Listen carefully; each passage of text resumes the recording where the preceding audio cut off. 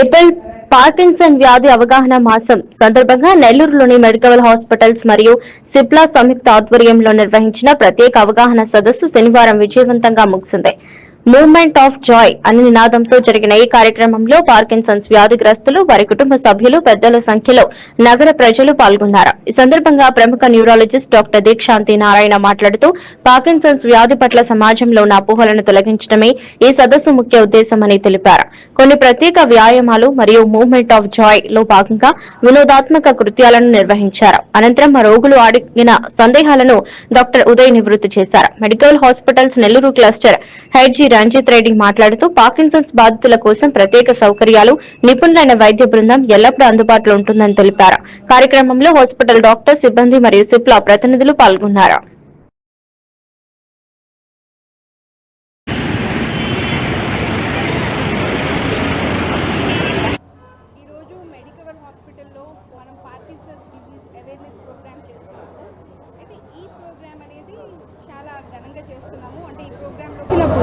చాలా లేట్ స్టేజెస్లో వస్తూ ఉంటారు. అంటే అప్పటికే ట్రీట్మెంట్ ఈ పని చేయలేని విధంగా ఆ స్టేజ్లో వస్తూ ఉంటారు.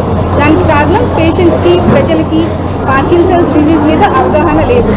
సో ఈ పార్కిన్సన్స్ డిజీజ్ అనేది మనకి డీజనరేటివ్ బ్రెయిన్ డిజీజ్ అంటాం. అంటే బ్రెయిన్లో కణాలు క్షీణిస్తూ ఉంటాయి, డోపమిన్ అనే పదార్థం తగ్గుతూ ఉంటుంది. అయితే వీటిని ఎలా గుర్తించాలంటే ముఖ్యంగా చిన్న లక్షణాలు ఉంటాయి. చిన్న చిన్నవి మనకి క్లూస్ గుర్తిస్తే ముందుగానే ట్రీట్మెంట్ తీసుకొని మనం దాన్ని మంచి లైఫ్ స్టైల్ లీడ్ చేయొచ్చు, దాన్ని అదుపులో పెట్టుకోవచ్చు. అండ్ ఇప్పుడు కాలంలో పార్కిన్సన్స్కి అనేది మంచి మంచి ట్రీట్మెంట్ ఆప్షన్స్ ఉన్నాయి.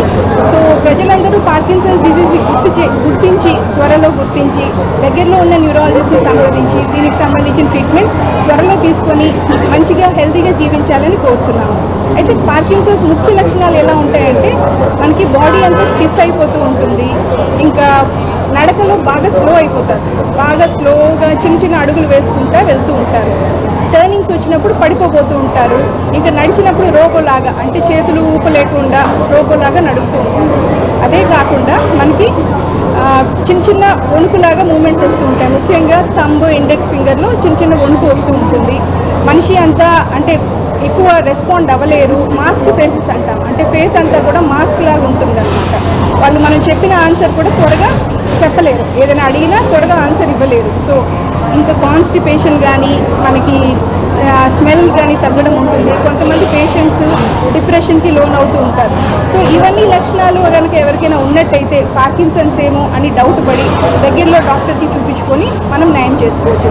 సో ఈరోజు ప్రోగ్రాం ముఖ్య ఉద్దేశం ఏంటంటే పార్కిన్సన్స్ దాని లక్షణాలకి గురించి అందరికీ తెలియజేయడం, ప్లస్ త్వరగా వాళ్ళని ట్రీట్మెంట్ తీసుకొని మంచి హెల్తీ లైఫ్ స్టైల్ లీడ్ చేయడానికి కారణం గురించి చేస్తాం.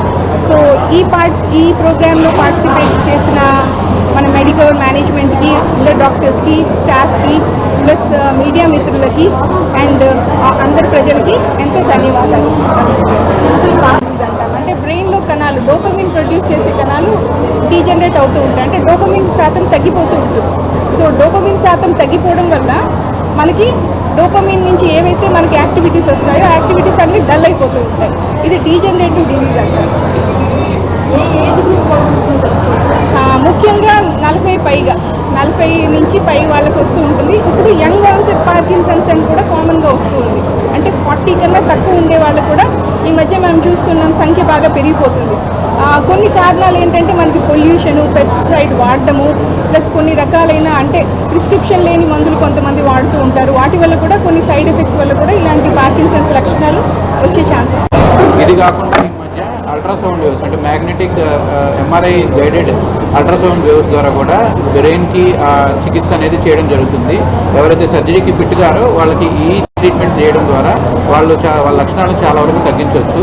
ఎవ్రీ ఇయర్ 10 లక్షల మంది కొత్త వ్యాధిగ్రస్తులు ప్రపంచవ్యాప్తంగా పార్కిన్సన్స్కి గురవుతున్నారు. కాబట్టి ప్రతి ఒక్కరూ ఈ లక్షణాలను త్వరగా గుర్తించినట్లయితే మందుల ద్వారానే నయం చేసుకోవచ్చు. ఒకవేళ అడ్వాన్స్డ్ స్టేజ్లో ప్రజెంట్ అయినా కూడా లేటెస్ట్ ట్రీట్మెంట్ ఇవ్వడం ద్వారా వాళ్ళకి లక్షణాలు తగ్గించి వాళ్ళ క్వాలిటీ ఆఫ్ లైఫ్ మెరుగుపరచవచ్చు. దీంట్లో కేవలం డాక్టరే కాదు, nursing care, physiotherapist, dietician role కూడా చాలా ఎక్కువగా ఉంది. సో ఇది ఒక కాంప్రహెన్సివ్ కేర్ ఇవ్వడం ద్వారా పేషెంట్స్ని బెటర్ కేర్ ఇవ్వడం ద్వారా బెటర్ లైఫ్ వచ్చు.